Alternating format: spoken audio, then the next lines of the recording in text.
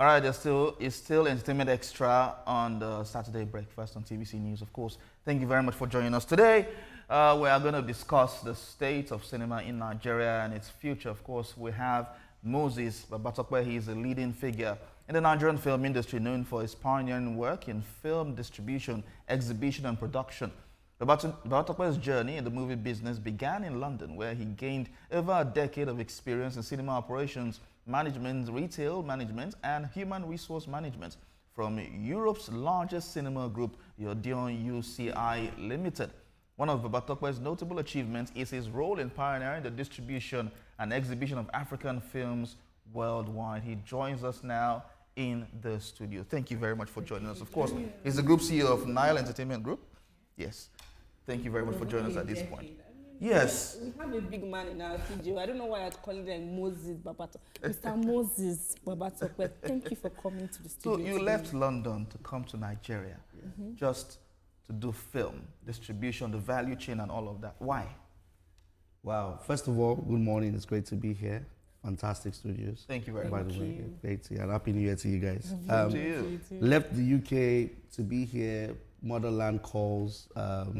There is a duty to serve, and I believe that there was a space for us to add value at the time, and it's important to also put context that I came back with a set of colleagues and that had become friends then, and for us it was how could we formalize, you know, demand and supply of filmed entertainment in the country by bringing in cinema exhibition experience, and there was such a passion for it. At the time that we're looking to come down. The dream had always been from the mid-2000s that what could we do? And thanks to pioneers like Ben Bruce, who came up with Silverbird in 2004, it was, we saw that it was achievable, it was doable. So between 2011 and 2013, it was now really, really like we had to be on ground. And essentially that's, we just followed up with the dream, and rather than talking from afar, we thought come down to the country and make our impact felt. So what is the big difference between the way the Nigerian cinema does business and the way it's done in the UK? I think we brought best practices. There's nothing so different. In fact, I like to think that the way we conduct cinema business in Nigeria is as good as anywhere in the world. We release films day and date, sometimes even earlier than territories in the world.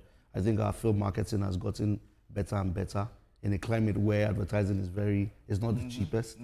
And I think that the experience that we give audiences is also really, really, really sound. And of course can be better. But I feel in those ways, we've done well as a territory. And if you just compare Nigeria to the rest of Africa and cinema business, even to a place like South Africa, Nigerian business in a short period of time has shown more maturity and more resilience and you know, phenomenal growth. And I would like to say even professionalism. Nigeria is the only territory in Africa that has an association, for example, Cinema Exhibitors Association in Africa. So there's a lot of pluses. Of course, there's so much more room to grow and be better. But I would like to give it more kudos than anything else. Talking about the successes now, what do you think has been the parameter that has led to the success of the industry? So 2024, watershed, fantastic year that we've had. I think success of the industry has to also kind of work in tandem with the Nigerian people, the resilience of the Nigerian people. Just look at what we've gone through since the pandemic, over the last few years, the economic challenges and all of that. The entertainment industry, particularly the film industry and the cinema subsector, has been very, very, very resilient. So, like I said, challenges from, you know, school strikes, pandemic, you know, political instability here and there, inflation, all of that, and we got the highest box office ever in 2024, 60% up on 2023. We also had an increase in admissions for the first time in 3 years, you know, in that same year. I think a combination of the films have gotten better. We have to acknowledge that the quality of the films have gotten better. Again, of course, there's room for improvement. But if you just look at as you have done well with cinemas, we're having films that are being selected in prestigious festivals. Yeah. We had films selected in Toronto International Film Festival. We had films selected at the London Film Festival. So you can see that there's something that has shifted. Of course, we've also seen streamers come into the market, help propagate and help popularize, our talents and our stories. Again, last year, I think what we also had was really captivated marketing. People were really deliberate about how they wanted to position their films, And I think Nigerians have also seen the value that, okay, if there is a really good film, they are ready to leave their homes to go watch those films. And let's not forget the impact of Dirty December, particularly for the returnees. The cinema is part of a major option for them. And that was also a crucial factor. So there's this saying that, I know that you're part of the people who were pushing for an African Cinema Summit that happened in Ghana sometime last year. All right. Yeah, so we don't have enough cinemas. Yes. How is that affecting the industry? Because I know we have about less than 300 screens in Nigeria. Correct. So how is that affecting the industry? I like it when I speak to media people that are very informed. and thank you for using the platform to spotlight a very critical topic that we're very passionate about. We've just come off a really record-setting year. We've come off a year where local titles have dominated box office, 46% to Hollywood's 54%. True. 10 years ago, it was 95.5%. We should be talking about how do we double down on investments in cinema, in infrastructure. We should be talking about, this is a year that Nollywood has generated 5 billion at the box office. Even with the worst exchange rate values, that is still a very, very healthy number. And so you are right and you are spot on. One of the things we want to do is to say, look at what has been generated in our local market with the amount of infrastructure we have. What if we had more of an enabling environment? What if we had more incentives? What if we had more inclusivity? So can we have different models of cinema? What kind of numbers will we be generating? With about 306 screens, I think, we're generating 11.58 billion in box office ticket sales. What if it was double? What if it was triple?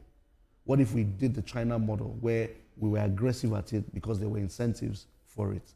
It could easily be triple or quadruple. Then if you add the fact that people are selling popcorn and drinks and the effect on, that value chain of people supplying and then people advertising, it's last year, a 20 billion plus industry. And so, the answer to your question, and hopefully people are listening and really thinking about this very well. And I know there was spotlight a lot on what Dirty December meant. We need to be looking into a sector that's been proven, now over 2 decades, that it's here to stay. It can compete. It can also complement and work with streaming, for example, that people have been concerned about, that people will watch local content as they will watch Hollywood content, and now is the time to invest. Okay, so I want to play the devil's advocate here. Yes, please do. Sometime 2 weeks ago, Femi Branch came out and accused some cinemas of promoting one person's film over the other as a former co-founder of a cinema brand in Nigeria. Before we get to that question, I'd like the directors to play the video for a lot of people who do not know about this story. Okay, so let's play that video of Femi Branch, then we can come back to react to it. Okay, great.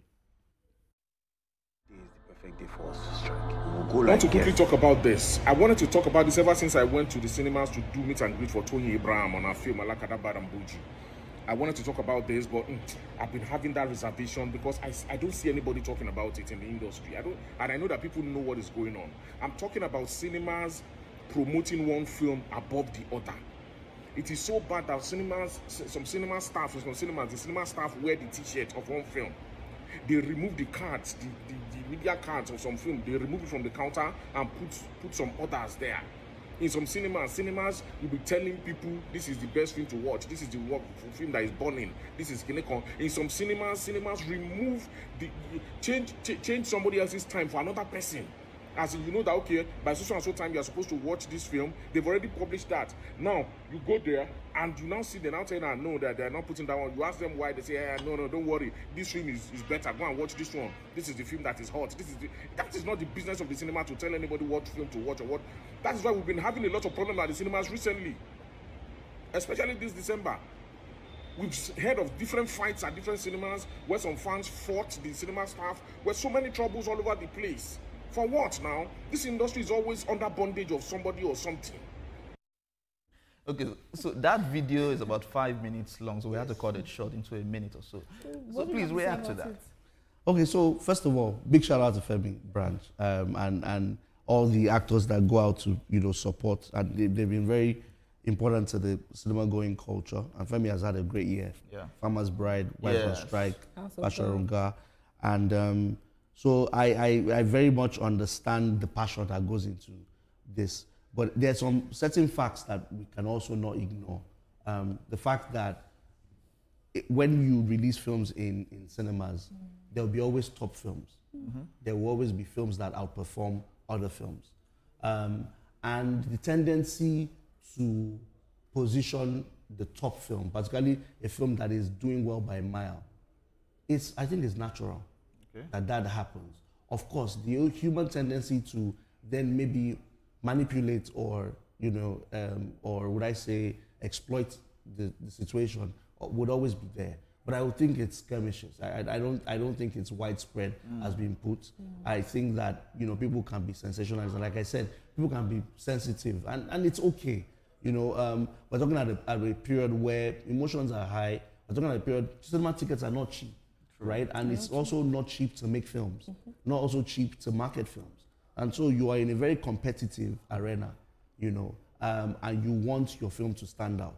So typically you will get some of this feedback. As an association, I don't know if you know, I'm a secretary of the Cinema Exhibitors Association of Nigeria. We got this feedback, and in the last few days we've put out a statement on better practices around the box office. Reducing meet and greets across the counter. Yes, just to the tendency for it to be exploited negatively. Are things that we're dealing with, and so it's good that we know of these things. But I wanted to just tamper it down, that it's not as said. The point about promoting films above others, it depends on the cinemas that you go to. Cinemas also take turns, on a day it will be one film, on another day another film in terms of merchandising. On some days it might be people working, for example, on ushering to get them into screens will wear one. People serving popcorn and drinks would wear one. Okay. So there are systems and processes that people adopt on this. As to taking a poster down and taking those down, I think those tend to be exaggerated, to be honest. Like I said, there will be skirmishes where there might be exploitation or manipulation going on, but it's not wide practice, for sure. It's not that. And let's also remember, this is, we talk about a film being promoted the other without mentioning any films. Over the last 4 years, one film or one filmmaker has actually really dominated, that period. So suddenly, why are we, suddenly kind of like putting so much emphasis on this one? Everybody forgets that filmmaker suffered one of the hugest degree of piracy. Yes. And nobody was weeping or talking about how much was lost in piracy. So I try to be a little balanced about everything. And more than anything, thank Femi for spotlighting perhaps something that we could have overlooked. In the later part of the video, he spoke about filmmakers and, like you said, best practices. And so, what would you advise filmmakers to do as regards to this situation and maybe promoting their content in regards to cinemas? So first of all, I would continue to celebrate filmmakers that prioritize cinema going, prioritize cinemas. There are the reasons why we have kept cinemas. A big shout out to Funke Akinade particularly. And I go back to December 2020 when it was very easy for her to go streaming. Yeah.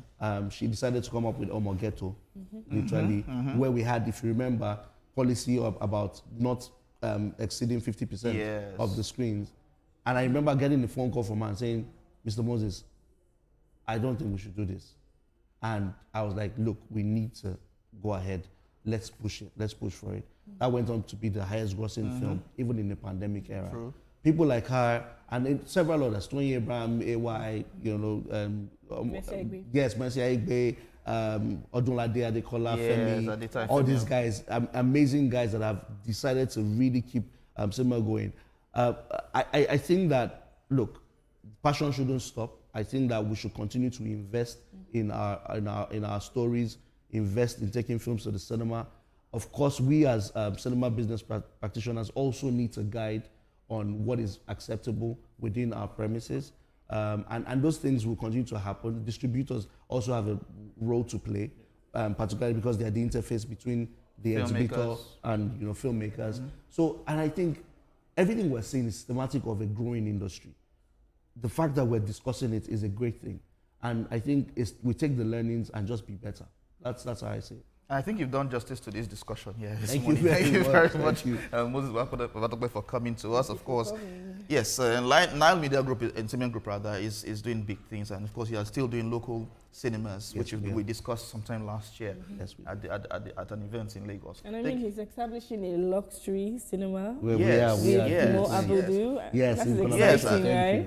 And hopefully we'll come to TVC to speak about it. Definitely. We're all open. We're here for you. Thank you very much for coming. Thank you so much for discussing this with us, of course. And I hope that these discussions will go a long way to bettering the industry. Thank you very much for watching. As usual, my name is Theophilus Selema. The banker. Odunui is my co-host. Of course, I have joined TikTok for all those TikTok people. All right. Thank you so much for watching. Up next is sports.